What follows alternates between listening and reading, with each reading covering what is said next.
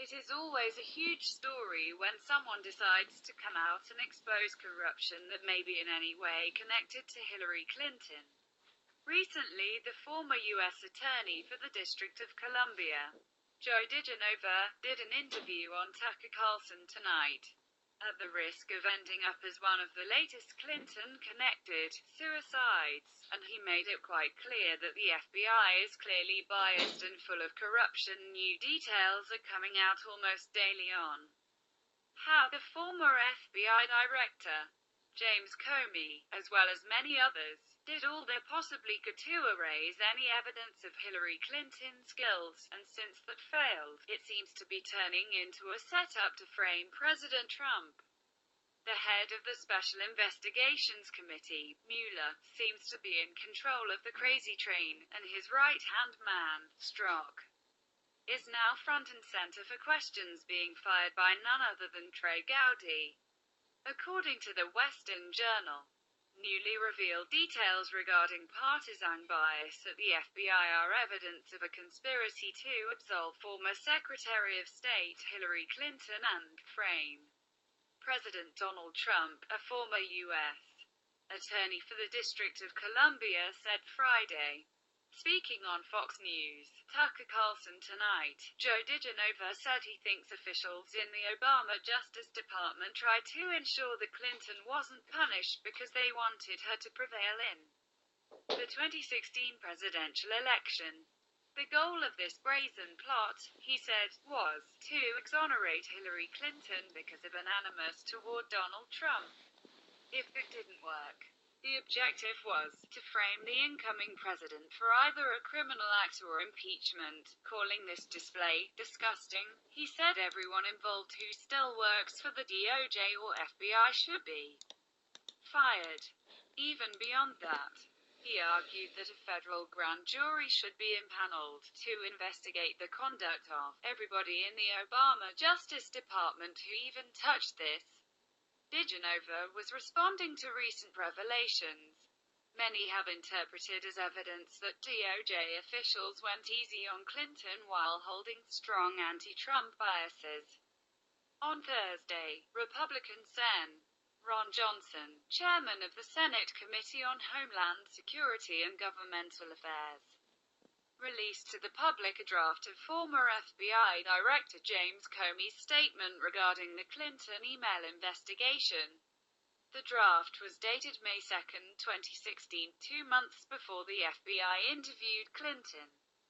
But it still indicated that Comey knew he would not recommend that charges be filed against the former Secretary of State, according to Newsweek. Comey sold his soul to the devil, DiGenova said in response to this report. He claimed he has heard from agents currently with the Bureau who cannot abide by what's going on. Moreover, in Comey's draft, Clinton's actions were originally described as grossly negligent.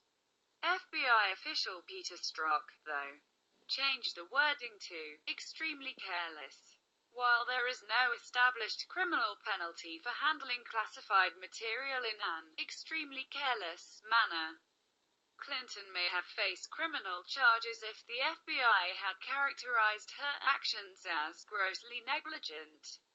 Strzok is the same official who was removed from special counsel Robert Mueller's Russia probe due to anti-Trump text messages he exchanged during the election with Bureau Attorney Lisa Page, with whom he was having an extramarital affair. One of those texts seemed to suggest a contingency plan in case Trump won the 2016 election. I want to believe the path you threw out for consideration in Andy's office, that there's no way he gets elected, but I'm afraid we can't take that risk. Strzok wrote on August 15, 2016, referring to the possibility of Trump being elected.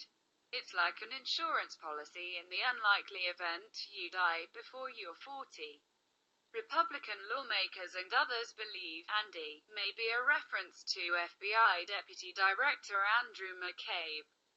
DiGenova said Friday that these texts and others expressing similar sentiments are frightening. They conspired to frame the incoming President of the United States.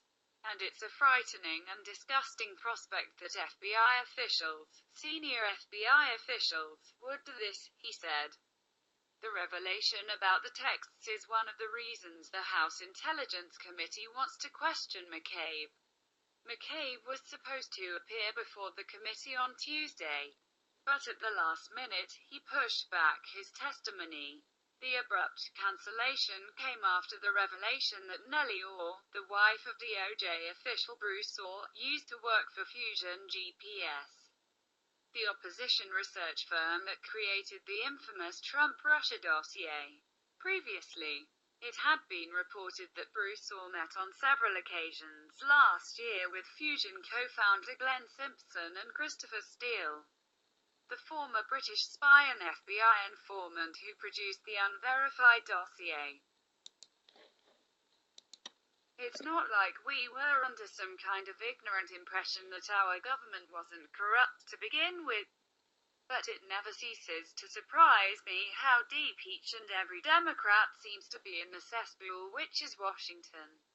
There seems to truly be no level they won't sink to. And then they act horrified when we figure out what their game is. Exposure of their actions and illegal activities is becoming almost the norm when attacked by these dirty politicians.